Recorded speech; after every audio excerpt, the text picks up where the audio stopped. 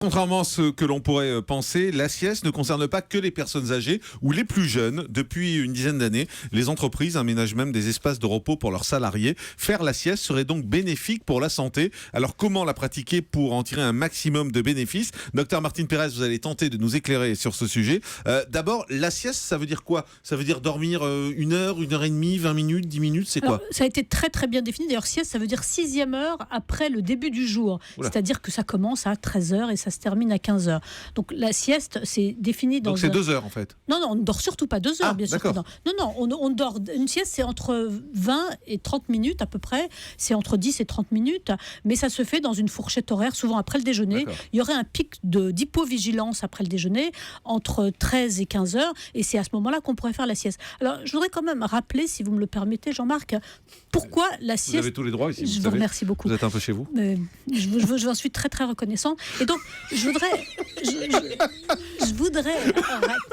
On m'a dit que j'étais trop sévère. On m'a dit que j'étais trop sévère. Je vais être douce, comme je dis, comme un ami. Allez-y. La sieste augmente la vigilance, la créativité et la santé. Figurez-vous qu'il y a quelques années, des Américains ont pris 200 personnes. Ils leur ont demandé de se repérer dans un labyrinthe dessiné sur un papier.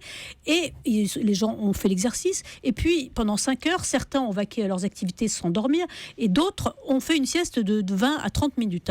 Et après, au bout de 5 heures, on leur a redemandé de faire le même exercice. Ceux qui avaient fait la sieste faisaient cet exercice 2 fois plus rapidement que ceux qui n'avaient pas fait la sieste. C'est vraiment très important pour la créativité et la mémoire. À la NASA, on a aussi testé des pilotes. On a demandé à des pilotes de faire la sieste et à d'autres de ne pas faire la sieste, et on les a tous soumis au même exercice. Et bien, ceux qui avaient fait la sieste étaient beaucoup plus vigilants, avaient des meilleurs réflexes. La sieste, c'est très important et les entreprises commencent à le comprendre, en particulier aux États-Unis. Mais la sieste, c'est aussi bon pour la santé. Et ça, c'est nos amis les Grecs, dont on parle tant aujourd'hui, qui se sont intéressés aux gens qui avaient une maladie cardiaque.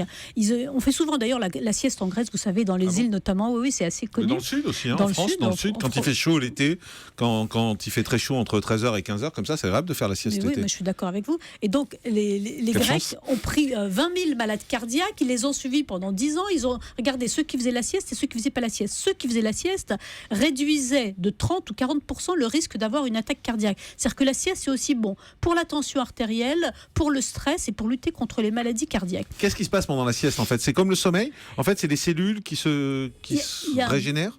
Écoutez, vous mettez tout votre système mental au repos, en fait. Donc, comme je disais, c'est entre 13h et 15h, pardon. C'est entre 20 et 30 minutes, ça peut être 10 minutes. Il ne faut surtout pas faire une trop longue sieste parce qu'après, vous avez beaucoup de mal à émerger et ça pose des vrais problèmes. Et vous savez, il y a un certain nombre d'entreprises, notamment aux États-Unis. Google a aménagé un espace de sieste dans l'entreprise. À Europe 1 aussi, vous avez Il y a une salle de repos, oui. Il y a une salle de repos, mais c'est fort bien parce que en général, les patrons français n'étaient pas tellement favorables à la sieste. Ils croyaient que c'était juste une histoire de se piquer un petit roupillon pour des grands fainéants. Et en réalité, les entreprises américaines en particulier ont compris que leur intérêt partagé avec celui de leurs salariés, c'était une petite sieste qui augmentait la créativité, qui fait que les gens n'étaient pas pressés à 17h ou 18h de rentrer chez eux le soir parce qu'ils avaient un regain d'énergie et de créativité après la sieste. Mais c'est vrai qu'en France, c'est assez mal vu. Alors vous trouverez sur Internet beaucoup de sites qui vous expliquent si votre patron ne veut pas que vous fassiez la sieste, comment vous y prendre. Alors on vous explique qu'il faut vous cacher derrière votre ordinateur, mettre un document sur votre visage, mais surtout, il faut surtout étendre vos jambes. Enfin, la sieste, je pense effectivement que ça devrait pouvoir se pratiquer avec l'aval de l'employeur, parce qu'effectivement, ça améliore vos capacités intellectuelles et ça améliore vos capacités physiques de santé. Je voudrais rajouter un petit mot. Vinci Autoroute a fait quelque chose de très bien. On a parlé de la somnolence au volant, en tout cas des difficultés au volant tout à l'heure. Eh bien, figurez-vous qu'un des problèmes de la somnolence au volant, c'est que les Français ne dorment pas assez et prennent la route.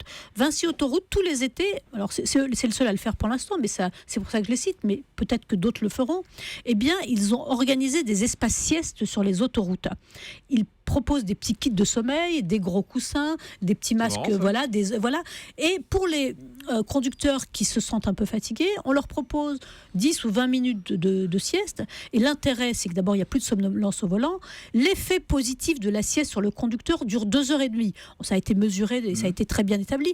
Ce qui fait que vous pouvez, toutes les 2h30, vous piquer un petit roupillon pendant 10, 20 ou 30 minutes. Et ensuite, effectivement, vous repartez de plus belle avec beaucoup d'énergie. Une question très concrète. concrète que je me pose, c'est quand on fait la sieste, est-ce qu'il faut mettre un réveil? Parce que il y a oui, ah oui, c'est vrai. Non, mais parce qu'il y a le risque de dormir 2 heures. Oui, vous allez dormir pendant 2 heures et vous serez au-delà. Ça sera non seulement pas récupérateur, mais vous allez rentrer dans des phases de sommeil profond et vous allez avoir du mal à émerger. D'accord. Donc la sieste, ça se prépare. Il faut être dans un endroit pour se relaxer, c'est-à-dire qu'il faut vraiment s'extraire d'un endroit où il y aurait du bruit. Ça se prépare un peu, ça s'anticipe et surtout on met un réveil et vous le mettez 20-30 minutes et c'est largement mieux que de dormir pendant 2-3 heures. Oui, ça je suis d'accord. Sauf, c'est vrai que le samedi après-midi, si vous avez vraiment envie de faire la sieste, si vous avez fait la nouba la veille, si vous avez besoin de récupérer, voilà. Mais de toute façon, je connais aucun employeur qui accepterait que vous fassiez 2 heures de sieste. Non, je parle du week-end, par exemple. Le week-end, moi, je pense que vous avez tous les droits le week-end.